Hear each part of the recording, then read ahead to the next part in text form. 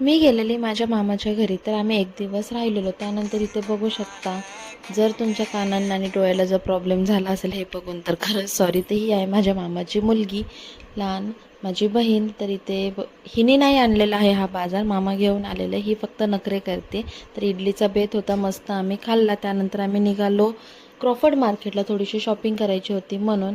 तर इथे all done झालेले सगळे. मामा इथे बघू शकता पोज, आणि मामीची सुद्धा. सो इथे आम्ही रेडी झालो मस्त. मग निघालो. आम्ही जाणार होतो ट्रेननी, मस्त एन्जॉय करून.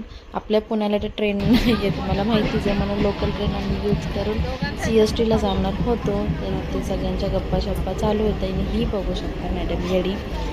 त्यानंतर आम्ही पोचणारच होतो आता, हार्डली 5 मिनिटमध्ये आम्ही पोचणार आहे आता. इथे CSTला पोचल्यानंतर मस्तच गेलो आम्ही, शॉपिंग केली थोडीफार. त्यानंतर आम्ही गेलेलो माझ्या मावशीच्या